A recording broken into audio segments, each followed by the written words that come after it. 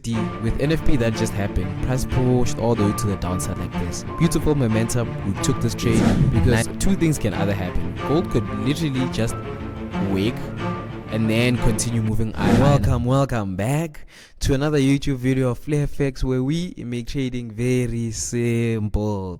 Now in this week's breakdown, we'll be doing gold and GBPUSD, so watch till the end, guys. They are very some good gems in this one. And nonetheless, if you're new here, make sure to hit the subscribe button. You watch my videos every week, but you don't hit the subscribe button. Come on, guys. And if you're not new here, welcome back, Flare family. It's always good to have you. Do you guys already know how I like to do things? We are currently 71 members in the Flare Trading Hub. It's going really well.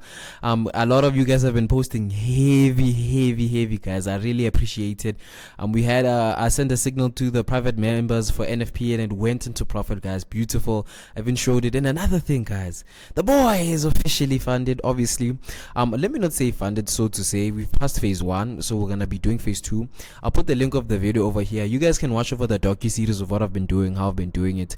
But we're left with 4% for the phase 2, so we'll pass it, and then afterwards we'll do a phase payout, and then that's how it's gonna go. But nonetheless, guys, I hope you do enjoy. Make sure to check this out. Alright, so this is my TikTok page, FlareFX_, the only TikTok page I have, guys. I'm just doing this mainly because there are people who scam, but nonetheless, we 3,000 up, almost 3.1, 8k likes. Very beautiful to see.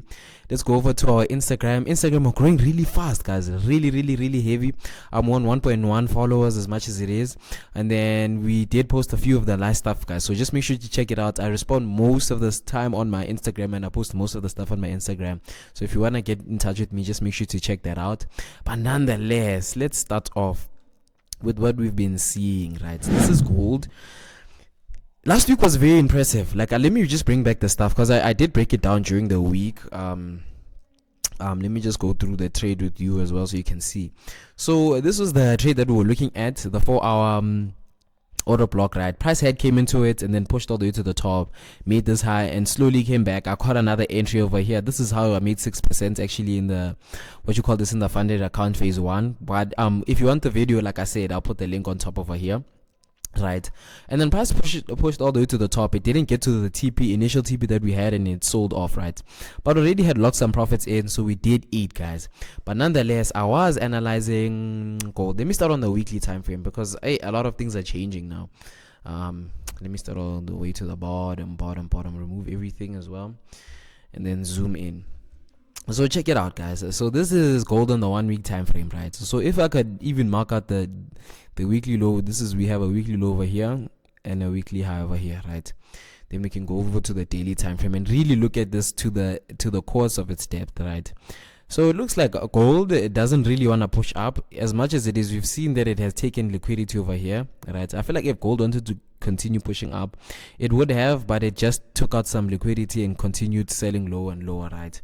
And then with strong momentum, guys, like this is some very beautiful momentum, right?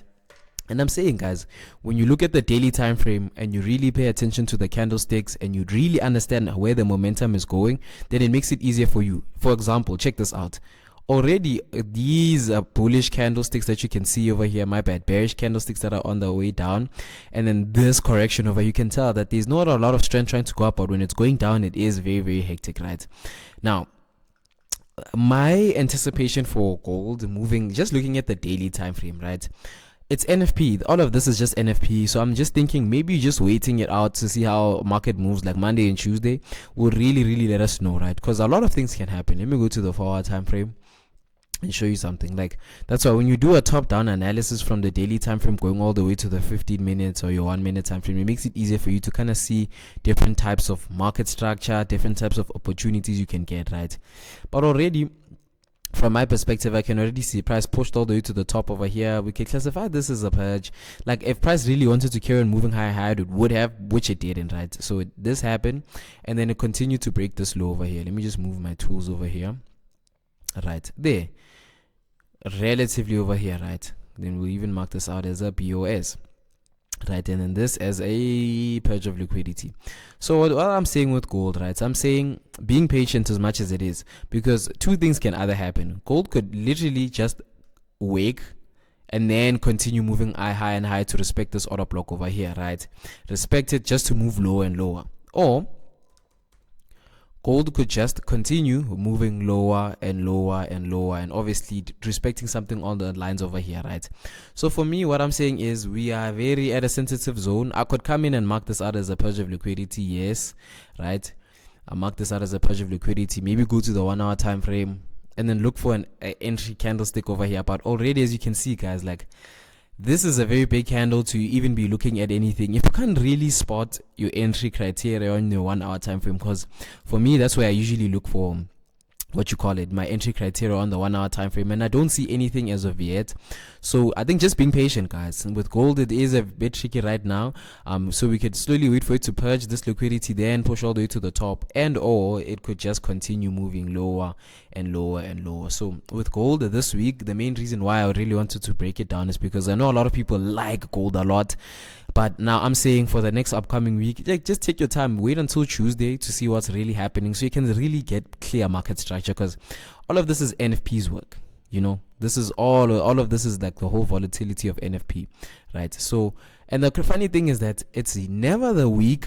The week of NFP is probably the best time to trade. Contrary to belief, I believe NFP week is the best time to trade, but after NFP week is the most craziest time to trade, because the influx of volatility, you don't even know where the market genuinely wants to go. So taking the time to just let it do its thing. Now let's move over to GBPUSD. All right. So now with GBPUSD, it's a totally different story. I do see a setup on this one, right? We'll start on the 4 hour time frame so I can break down everything that I've been seeing, right? Oh, maybe the daily time frame for the guys that don't really look at this pair like I do. So check it out, right? Already with the GBP against the dollar, I've been seeing a strong momentum of sales, right? And then it eventually reversed over here. There is an order block that could be highlighted in the lower time frames or the daily time frame, hence why we had this nice reaction and pushing all the way to the top, right?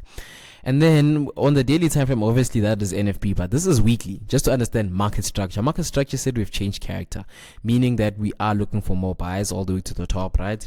When I go to the 4 hour time frame, already we see the nice change of character. We see price trickling in and out of here, and I think everything makes more sense when I hop into the 1 hour time frame. So in the 1 hour time frame, we just changed character, right? Boom, price made a low. Let me show you guys, right? We changed character over here, right? Then what did price do? Price pushed all the way to the top. It broke the structure, continued moving up, went down, respected this order block that we have relatively over here. Price pushed up, broke this structure as well. And even the clear one is this one over here, the break of structure over here. Then price moved all the way to the top, and then NFP, through NFP, let me move this one all the way to the far left. Now with GBPUSD, with NFP, that just happened. Price pushed all the way to the downside like this. Beautiful momentum. We took this trade. Nice 1:6 risk to reward ratio, right? But now what I'm seeing for GBPUSD as the week is approaching is that we might have this nice order block that you can see over here, but I feel like this is some sort of build up of liquidity, right? So I think price will just slowly tap in, play around this area to eventually break into this zone over here, and then we push all the way to the top, right? Maybe coming to respect this order block that we have over here from the NFP, right? So we can see some sort of reaction over there, right? Hence why my TP just by the order block, right? So keep that in mind, guys. But so far, like, it's so good, you know, especially after NFP, it's looking really nice, guys.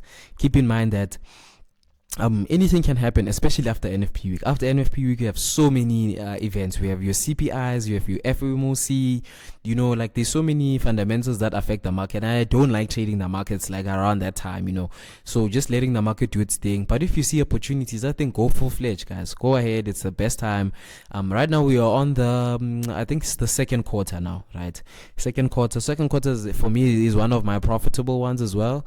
We just have to wait and see how price is gonna move at the end of the second quarter, so we can really anticipate how the market's gonna move moving over to the third quarter, right?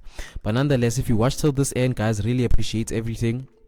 If you guys are interested in any signals and any in any mentorship, just make sure to check my Instagram. I DM me there is a link as well. You can click the link, and on the far bottom there is a WhatsApp link as well. You can text me one-on-one, and then we can talk about how I run my services and how you can join as well, right? Because I know a lot of you guys want to join, especially after you've seen the different types of way I've analyzed and the different types of pairs I look at, right? But nonetheless, guys, thank you so much for your time. Love the fact that you watched till the end. Catch you on the next week's breakdown.